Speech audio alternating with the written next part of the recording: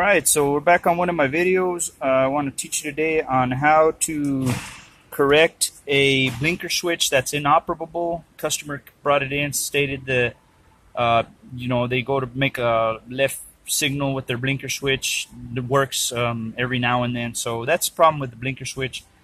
I always work backwards. I hope you don't mind. It's just so I do it that way so you can get internal with I could start from the beginning and show you a steering wheel and then how to take it apart, but this other way it's already taken apart. I'll show you how to put it back together.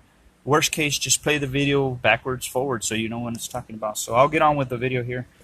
Right now you can see I've already pulled off the steering wheel.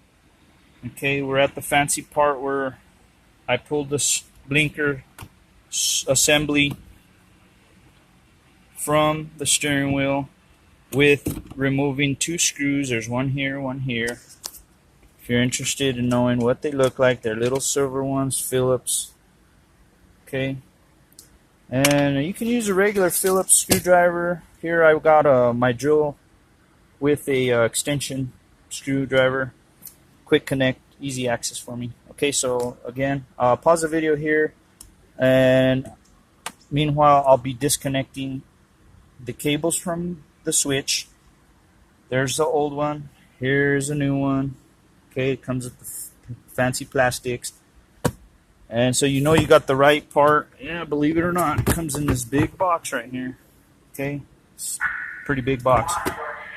Let me pause it and I'll show you once we've disconnected it. Okay, at this point I've removed the blinker assembly. I'm going to install the new one. I've removed it by pushing on this clip here, and as you can see with your thumb you'll be able to push that. Can you guys see it? It's not a spring loaded, but it does act like a spring function. You push down, pull out, you pull out, and I'll pause it there. I'll show you the new one installed. So hopefully you're paying attention. The new one is installed. You can see I haven't removed the plastics, and the screws that I showed you earlier, the silver ones, see there's one there and there's one below it. Okay, so those are the two, and you know it's in place, doesn't come out. See, I'm pulling on it and don't want to come out. Okay, now I'll show you what goes on next, so I'll pause it here. Okay, so next you notice this piece here. This has got all your wires going into it. Now when you remove it, you don't have to take these off or remove any other wiring. Okay, just leave it intact.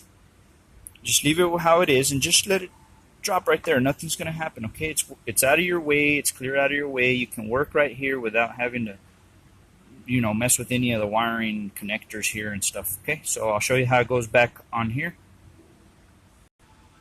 Okay, now it'll be pretty simple. It goes on, and all you got to do is push it in place. Did you guys hear that clicking noise? I hope you did. If not, it makes a clicking noise when it's in. Okay, and it's in place. You can't pull it off.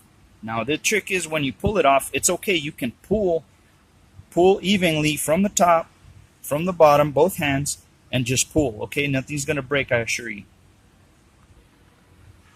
Okay, at this point, what you want to do is bring your covers back on. Okay, as you can see, it clicks in place. You'll know because it's clicked in place, but you still have to put these two screws in, and those are actually Teflon covered Phillips bit. Okay, and you just install one there. Okay, and then you put another one here. Here. Okay, and I'll pause it here to fasten those two, and we'll go on to the next step. Alright, so I fastened the two screws using my Phillips drill bit, Phillips impact gun. And then this part, it doesn't have any screws or anything. What you're going to do is just click it in place. Do you hear? Click, click. Okay, now to pull them off, all you do is there's a little hole right there. You're going to put your screwdriver through there, and you're going to pull up on it with your screwdriver. It'll come right off. The bottom, the same thing. When you pull, remember pulling off the two screws there, this drops it. Okay, so you'll have the top pull up and the bottom pull down, and you're on to the next step. Okay, I'll pause it right here and show you what's next. Alright, at this point we're at the steering wheel. Okay, I haven't put it in place yet because I want to show you. these wires you're gonna push through here, through the top, right through here, and pull them out through there. Okay, I'm gonna put it in, and then see how this has there's like grooves in there, the gears, and those are the gears for your steering wheel. Okay, when those lock in place, that gives you the ability to turn the steering wheel left, right, as you're driving, make a left turn, right turn, etc. Okay, I'll pause it right here. I'll show you how it looks after we've installed the steering wheel. Okay, so I've installed the steering wheel. As you can see, it's locked in place. We're not done at this point, of course not. You still have to put your airbag piece, but I want to show you one important detail. I hope you can see right there, I'm pointing with my pinky, there is almost like an arrow that you're supposed to line up right there so your steering wheel is straight.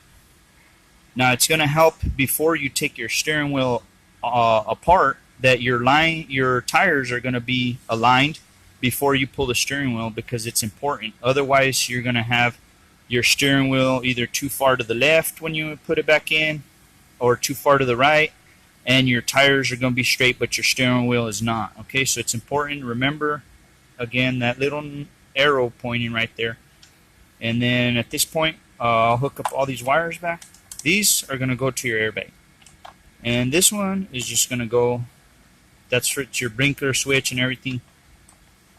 I think I could plug it in with one hand, look, and it clicks. Okay, I hope you heard the click. And again, this one goes also to your airbag. So there's going to be 3 of them that goes to your airbag. And I'm going to pause it here to use my other hand to bring in the airbag. And here we go. See, here's your airbag. Okay, now I haven't hooked up anything, but I'll show you. See how they're color coded? Look at your wires. One's pink, one's purple. Pink, purple. And the white one will go right there. I hope you can see it. Right where it says Hyundai, you see that little stamp, Hyundai? There's a little prong. That's where your white one goes, okay? Again, that was 3 wires, color-coded, and the one that goes prong, the ground one. And okay, here they are installed in the airbag. You can't go wrong. They only face one way. You can't possibly connect them wrong. So there we go, those 3 cables. And they're there. You can't connect them wrong again. It's almost virtually impossible. And I usually connect that. And then before, obviously, I assemble it. I got to put the main bolt in the center of your steering wheel. And I use an impact wrench to tighten it down. Okay. Make sure your settings only to about 2 when you do it. About 2, and then hit it once, and then I don't use 3 because that's too much torque.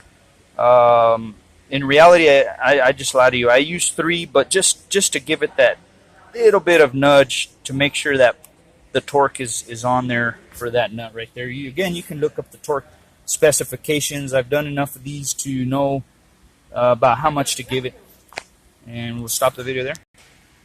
Alright, so now that I got the center bolt tightened up, then now this goes in pretty simple. Okay, tuck in your wires back here so they don't get in the way.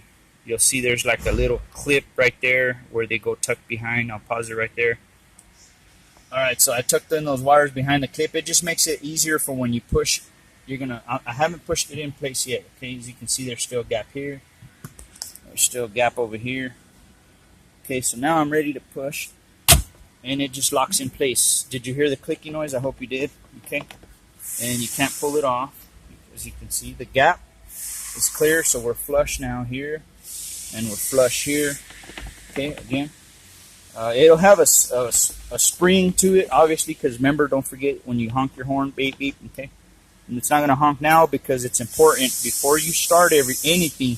Disconnect your battery, okay? Remember, on this video I started backwards, so the first step should be disconnect your battery, both positive and negative. Disconnect them. In case you're sitting here and you're ready to take your steering wheel apart and you're not sure if you disconnected the battery or not, hey, just hit the horn. Okay, there it is. Or hit your starter. You know, nothing's going to come on because your battery's disconnected. Those are reminders. Then you go ahead and start. What I usually do is grab myself a screwdriver with, you know, the 8-point. Don't have to be 8-point, 6-point, whatever. Just a thin one, thin enough to get up in here. Okay, there's 2 holes, not this one, but you want to go in there. Poke there. There's 1 hole there. There's 1 hole over here. Poke there, and poke underneath, and that will cause this to spring forward, and that removes that. And then if you're paying attention, once this is removed, then just follow all the steps I showed you on how to change out your blinker switch. Okay, I'll pause it right there. I'll put in the battery, and I'll show you all our blinker switch. All the functions are functional as they should be.